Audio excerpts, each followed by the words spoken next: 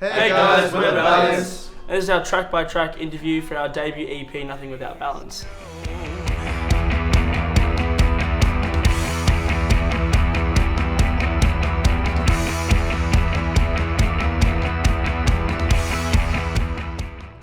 He had a riff. Pretty good riff. Yeah, it started with the riff, didn't it? Yeah, so Down. Yeah. When I brought it to you guys, the riff was like the main part. Yeah. But like I wrote the lyrics first. Yeah. So like I sat down and wrote the lyrics, and then I put it all acoustic on the demo and went all the way through, and then I made the riffs afterwards and then brought it to you guys. And I remember we worked on it at Selby. In the Selby, Selby studio, which is not like a great studio for doing music, but where were you in Selby for you always know? Yep. I Yeah, remember that too. at OBG. That was in Selby. Yeah. I think definitely it sets a really good tone for the EP. I think it starts off pretty aggressive.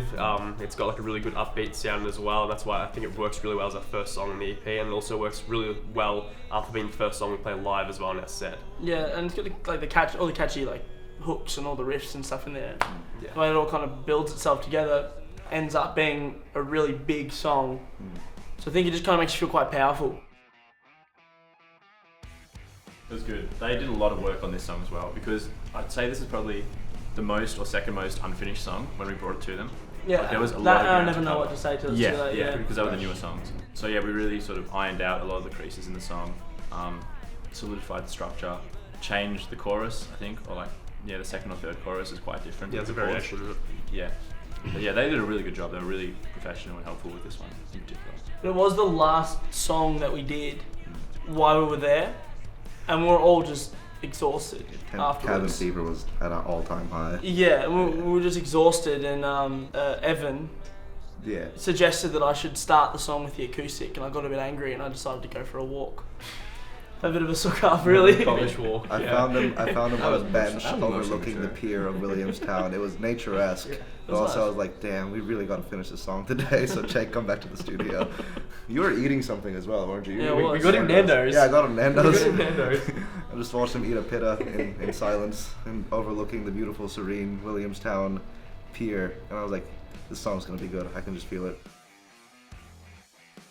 I think it had the best introduction. Yeah. Like it just came in really well because it burst out afterwards. So like all the acoustic and the relaxed part when Mags, what's the sound that you use? Like the organ It's sound? like an organ, yeah. Yeah, and it kind of just rose up as we kind of went through. And at the end, it's just so big. And we wanted to sustain that, obviously, going into the next song. So Like the whole roller coaster thing that we mentioned before is kind of like sets a really good motion for the EP. Kind of like starting off, slow and like very story driven, and then the song kicks in really, and then you're just like, whoa, this EP is gonna be musical. That's pretty cool. For me, it's the drop in at the start. The first drop in just hits so hard because you don't really see it coming. The song starts, it's just like guitar strumming and some chords, and it's like, okay, maybe it's like a nice mellow chill thing, and it's a massive change up. it kind of has that, what the entire EP has in the Yeah. one song, like, because it kind of goes from Red Mist, which is really like, chuggy and Yeah. machine driven, and then it goes into I Never Know What to Say Till It's Too Late, which is like really mellow and calm, and then you got the grandiose violins and stuff. But this song is like relaxed, massive, and it just keeps on rising and falling as we go through. So, yeah.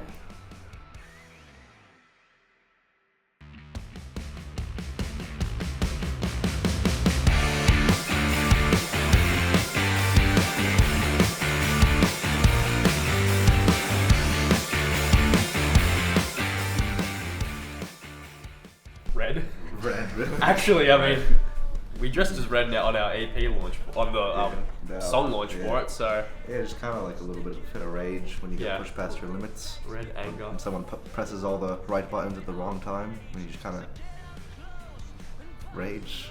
We just wanted a song that was just kind of driven the whole way, start to finish, just punchy, just no change up, no curveball, just straight gas from start to finish. And I think we achieved that pretty well. Like the whole thing is just, it just keeps going. I don't know. I mean, it was written ages ago. Like, what? 2019. Yeah, 2019. And I remember it's about when you get really angry Yeah. and you just lose control over the smallest things. Yeah. I guess it's just also a bit of a reminder to yourself as well not to react that way to those situations, I guess. It's just like that's what it is for me anyway. That's the theme. Red misting, man. I mean, if you're about writing, this has gone through like Writing. multiple iterations. I think Yeah. the ooh answers that question itself. Yeah. Well, as you said, it's been since 2019 that we've had It this was song. one of the most indecisive songs we had. Like, because Magnus and I were in a group before the Valiants. Like, everything kind of morphed into the Valiants Yeah, it was as like we went along. not two separate things, like one thing Just changed, transitioning. yeah. And it was written around the same time as our first single, Fallout. And at first it had like, well, it was more of a surf rock kind of vibe, Yeah. you know? There's an old demo of it somewhere. I think we deleted it, but it used to be on SoundCloud. SoundCloud, yeah. And it's just a very, very different vibe. It's a lot slower. It was like one of the first songs that we did write that wasn't like that reggae rhythm. Yeah. In Hazel Street. Yeah. Yeah. That was interesting. No, that song's gone through a lot of changes. Like even like the way it is now, it used to be the same structure pretty much, but just musically, every element has changed so much that by the time we got it to recording, it was completely different to what it originally was. And I think it's the best version it is now. Not that we're going to keep working on it or anything, but you know, it came out pretty well. It's very accessible in a way. It's straightforward. It's a shorter song, and it's got a catchy chorus. It's got a lot of hype, and it's just a good song. It's kind of simple. I don't want to like insult it by saying it's simple. No, it's but that's definitely- why it's good though, because Yeah. it is simple. You know? Yeah. So I think that makes it easy to promote. I think a little bit compared to some of the longer songs on the EP. I also feel like it's pretty like self-contained as well. Like Yeah. it works well in the overall theme of the EP as well. But if you take it outside the EP, I think it works just as well. So yeah, I think it works really well as a standalone.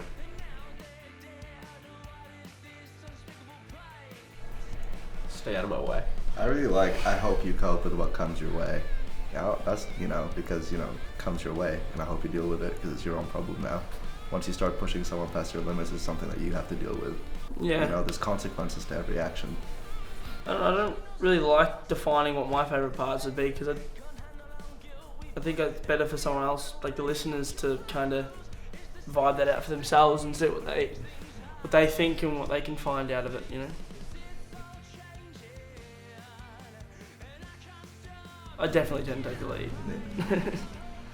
I always start the songs, but I mean, it's not Jacob Sullivan who writes it because, you know, I do a demo and then one by one it all just comes together as a collaboration, so it wouldn't be the songs that they are without Magnus adding his parts and Billy adding his solos and Tony's bass lines, you know, so, and soon Harrison's drums as well. But, Check it out. have a listen. I think the song actually did pretty well, like with the way, like with the timing it was released, and how like Northfield Social Club, like the releasing gig went. I have a friend Joe. You know Joey, right? He actually auditioned for you guys. He won't shut up like singing it. Like every now and then, I'm like on a call with him, I can just hear him like singing the chorus and like It's just catchy. It's just a catchy song.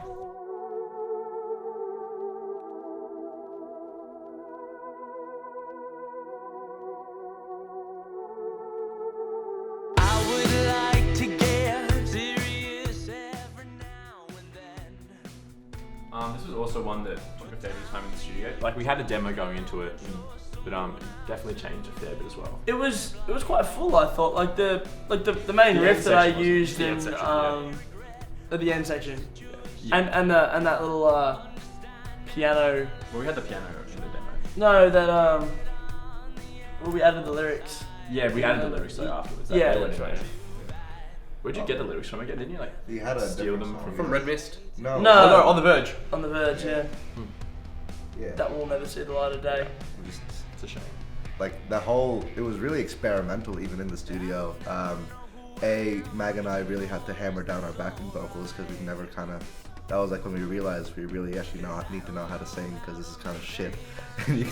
you can listen to the song, and all the falsettos that Mag and I do, we had to get the producer to help us out on, just because we just weren't ready Just for like it. kiting Yeah. tutorials. Like Ash is in Close your mouth a most little of the backing vocals for that Yeah. song. Like he is an underlay under all of it. It's like Yeah, Mag and I took turns getting whipped. something tells me that they turned down Mag in that just a lot, and then just put Ash like straight in the center as like a little holding him up. Like God.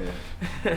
Nah, he carried. But the whole There was some process rough was couple in weeks. the studio though as well. Yeah. Like we worked not only on like the different guitar parts. Like I got to use a 12 string for my parts, and then we fiddled a lot with tones and other bits and pieces. But also like the melody, the way that like sat there for ages with Ash just working on the melody, trying to make sure it all fit perfectly. And yeah, like it was like relatively done beforehand. Like lyrics and all that were pretty much everything was done except for just parts we added in at the last minute. But yeah, they saved that song. That Noise Estate did. They worked really hard to make sure that it had a really good direction that we just didn't quite have for it at that point. So Well, we had a lot of ideas for it, but we just didn't know how to flesh any of them out. But they really knew what direction we wanted to take that song in, and they had the know-how and the experience to like mold it to our vision. And all the experiment, like they so much like underlaying guitar tracks, like the whole end of the song, like the whole like piano vocal interlude going into that big breakout thing. That was very intense working on that. Just a lot of things going on in the studio. no, I don't know. I think I actually really think that I was trying to talk to somebody over the phone, and I said something wrong, and she got a bit angry at me, and then I just said to myself, oh, I never know what to say till it's too late. And then I just wrote that down in my book, and I went, I'm going to make something out of this. And then I wrote the lyrics, and then I stayed up all night and demoed it, and then I sent it off to them the next day. But it just speaks for itself. This one, I think, like the chorus. That's the entire thing. The words around it is just like the underlying story that you could make whatever you want out of it, but just the title is it really.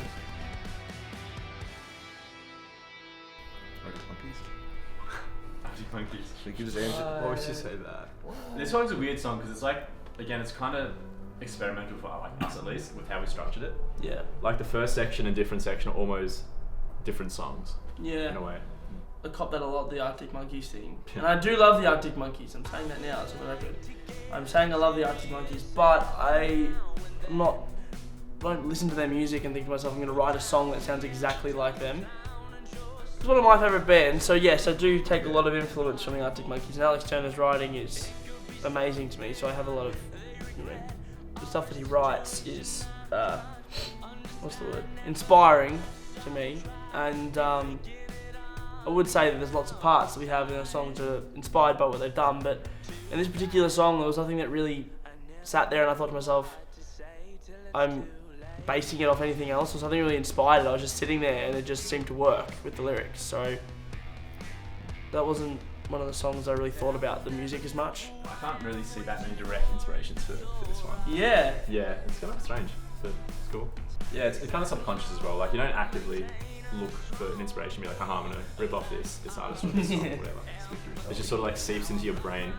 It does.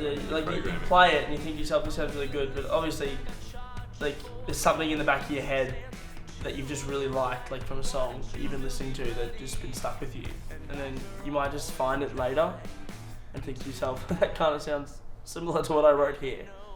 Quick side break to talk about Vince Vance and the Valiants, a 1970s Indonesian LA rock band that has a hit single called Ba Myron. That's all I wanted to say. Move on. That's definitely not going to you. Well, it's out. It's still on. It's on Spotify. There's a remastered version as well. Yeah, they remastered everything. It's not like It's like a Beach Boys sort of vibe. it is. It has a lot of Beach Boys. This was like well before like the War on Terror as well, so I don't know what the inspiration was. They just really did not like Iran. I digress. Next question. Because of what Mag said before, it's such a experimental song for us. Like we put so much time and effort into it. Also, I really like the lyrics. I think the lyrics are really cool. I think at the same time, this is like one of those songs where we weren't really worrying about what it would sound like to the audience at the end of the day. Like obviously with our other songs, we kind of like, we don't want to get too crazy with the instruments. We want to keep it, listenable and still like a good song. But this one we kind of just let loose and said, how far can we push our collective music writing skills working with the producers?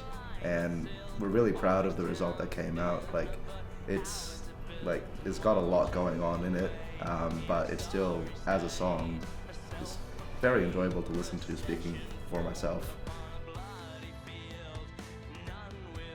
Oh, actually, I can attest to this. Yeah. So there's a section after like the piano interlude where I start strumming my guitar, and it was like a really little thing. So I was strumming my guitar, and then he like proposed a technique where I push the neck against the body, which created like a whirring sound, like kind of bends the guitar out of tune slightly, and it created like a really cool like wavy whirry sound. It's super subtle in the recording, but it's just one of those things where it just adds an extra layer of life to it, and I think it's really cool just to explore like the sonic territories of what the guitar's capable of. Probably our most layered song, I think. Just so many tracks going on. I know for the piano we have like 5 or 6 different sounds going on. There's like a synth, there's a piano, there's a synth bass, which is my favorite part to play live because I just crank it. And the vibrations on that thing just. We almost just get like shot off the stage. Like our fold backs just go. I feel it reverberating in my insides. It's kind of nice. No, but yeah, it was a lot of fun to sort of go through that process and like seeing all the different ideas that they brought to the table as well. Loud Noise. Yeah, because they're very, the two of them are very bass and drum heavy people. Like that's what they wanted to work on the most, I felt. But meant that everything else moved around in a way, like cooler way. Yeah. You know?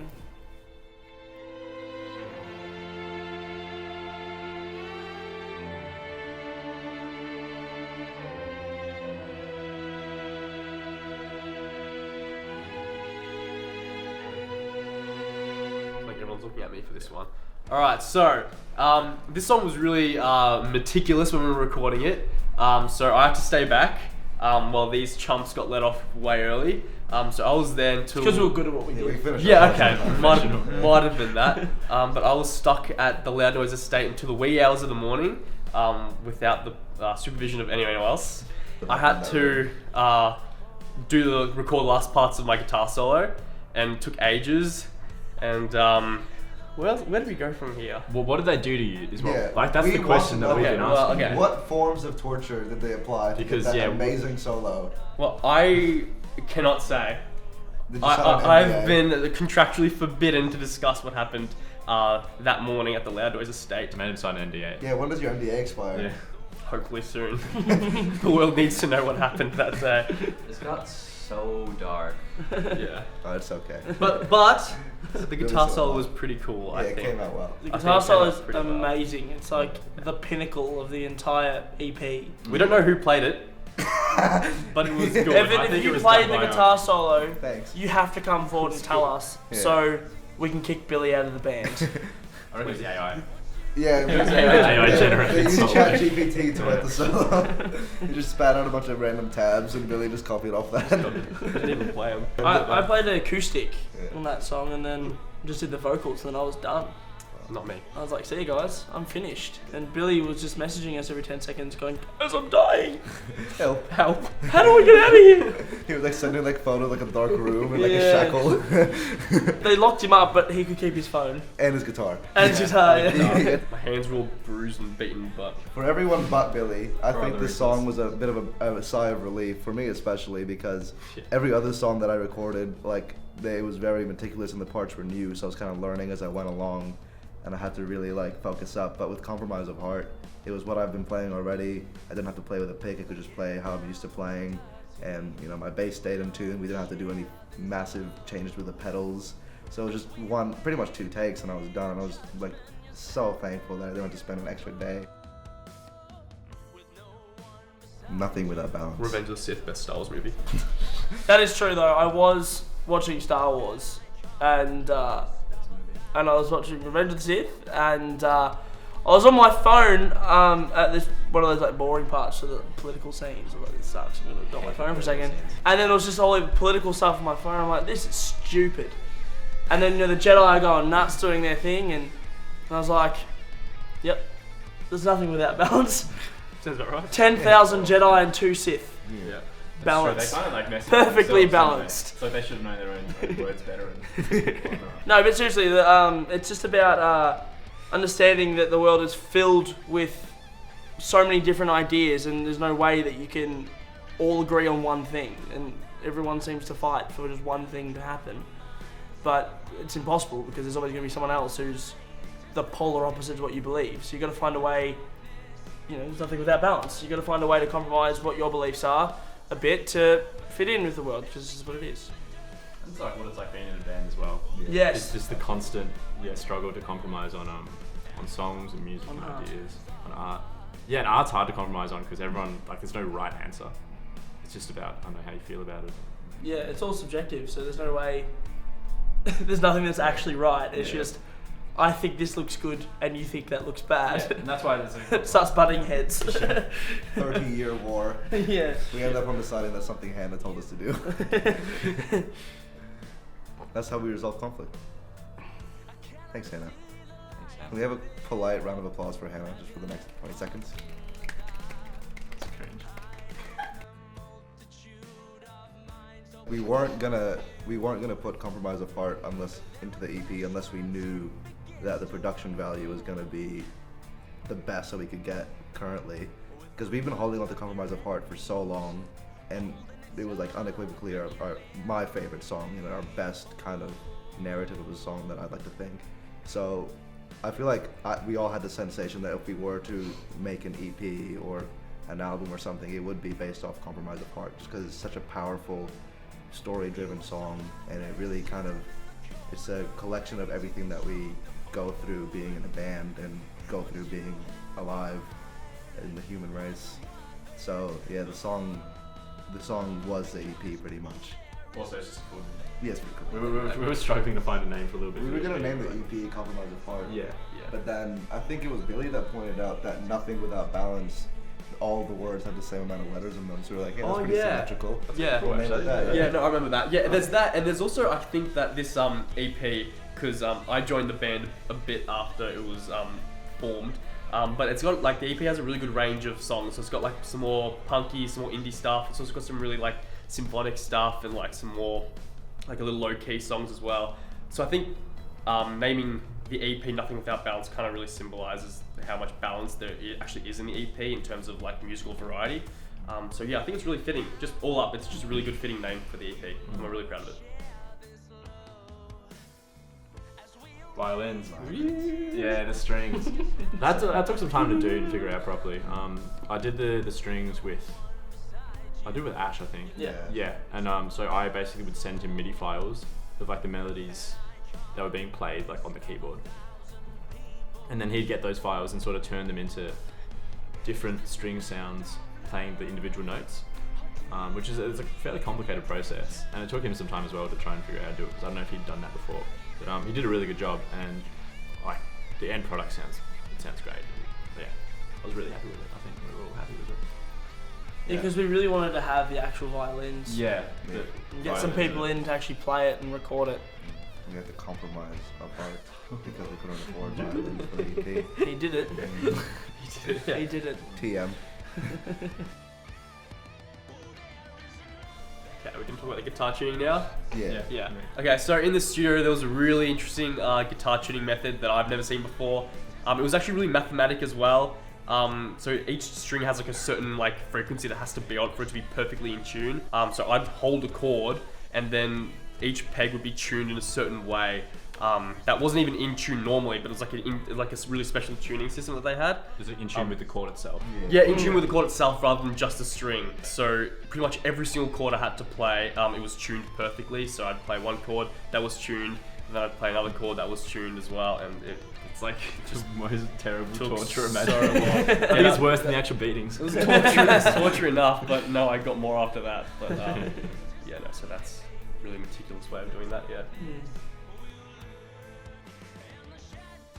Stream it. Stream Compromise Apart. Just advertise. There is nothing without balance. Shut up. Next song.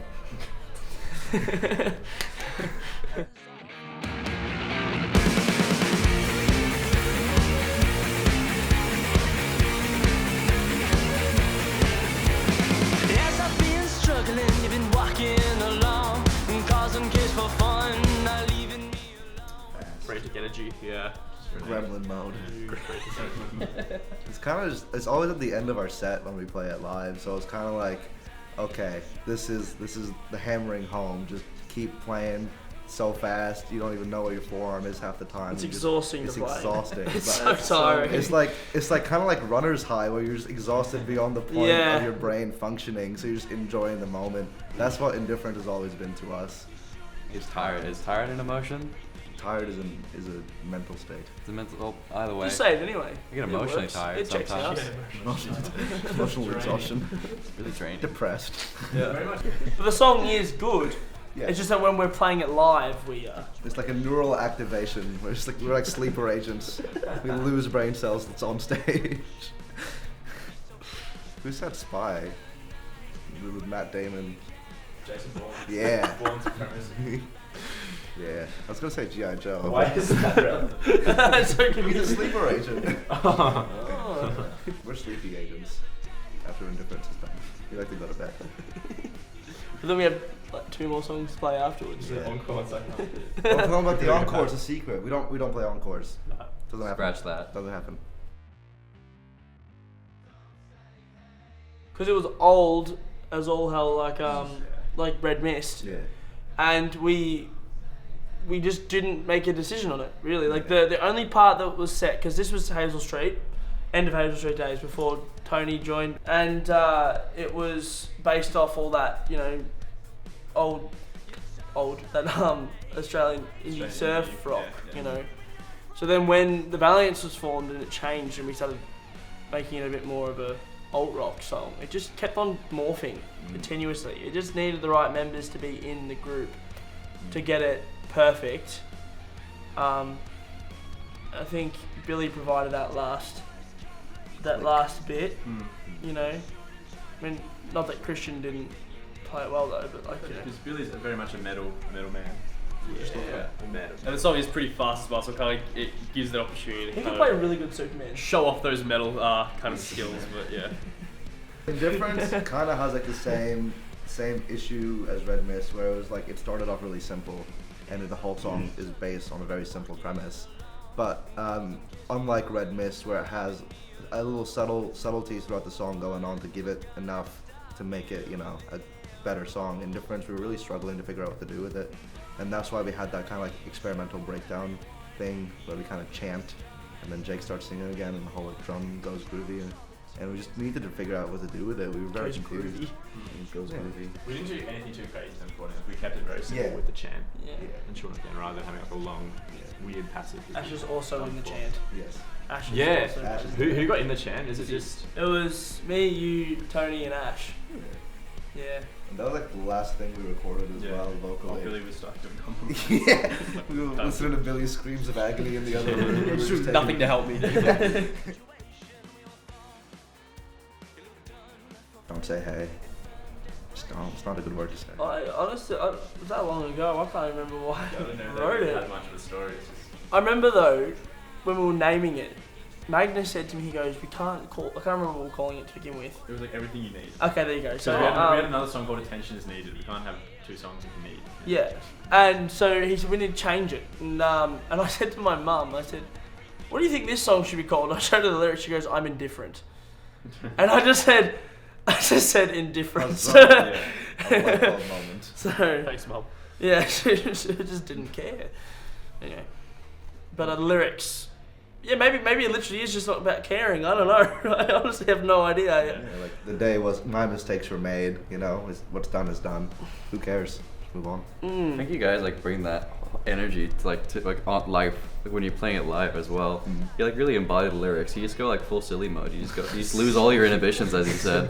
Gremlin mode. Yeah. The first proper headline we had at the tout, Mag took his shirt off and then went into the crowd during the breakdown of Indifference. Yeah, it was good. It was And nice. just- But the funny thing was that he did it so calmly as well. Like it wasn't even like He he just just walked ran in. into the thing. We just kind of Just, like, realized that looking he around, wasn't like, there. disappeared, yeah. He just disappeared, and then you just see him standing in the crowd like this. And the thing is, he was like very sweaty from being on stage. He was kind of like slipping through the audience, Oh, yeah, like I was sliding like- around. Slip and slide, yeah. It's so random. So you're saying you guys were playing and you look around, you can't see Magnus, and then you look into the crowd, he's just there shirtless dancing. Well, we went to go into the don't say hey part, like the chant.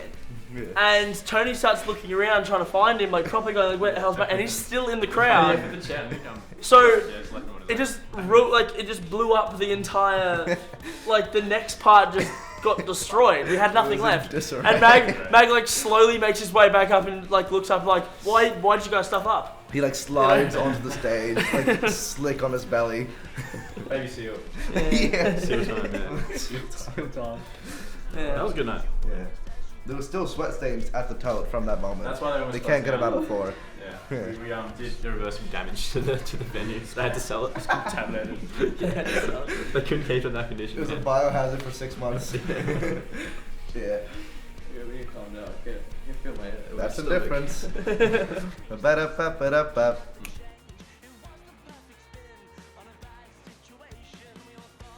Get nuts. Go silly. Go crazy. There wasn't really much of a creative process for Indifference. You know, like go nuts, show nuts. It's Sure. yeah.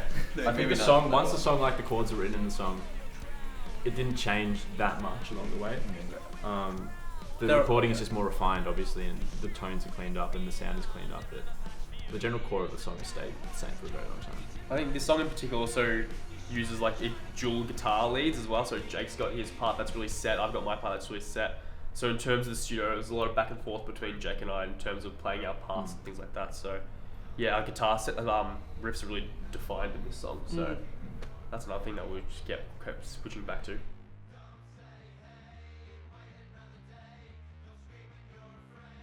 Like the GDA thing, right? No, because it's like this in the verse. There's this tiny melody on the keys. It's pretty subtle in the recording. Like you can hear it, but it's like faint. It's behind the guitars. But yeah, it's GDA 5 mode music. It's just the home screen music. Just played over the top. I of never it. knew this. Yeah. Play it louder next time. Just show like a boogie to it. Yeah, it's like it's kind of like mysterious and spooky. It's cool. I think this song though, I think I was obsessed with Brainstorm when I wrote this song. Oh, it's got Brainstorm in it. There's another Arctic Monkey song as well that has that D is for danger, that little chant part D at is the for end. dangerous. Yeah, D is for damn. But yeah, there's like a little chant part, and we've been wanting to do a chant part for a while with the backing vocals.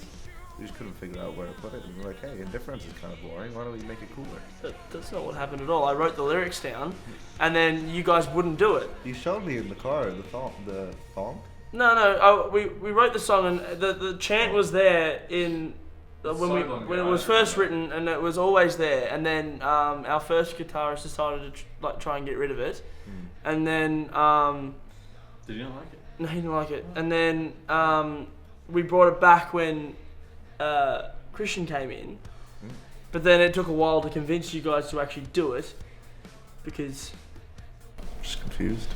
I was completely wrong then. I apologize for the you record. should. I'm so sorry. Sit in that silence. Shame, though. Let's take a moment to revel. Stream it.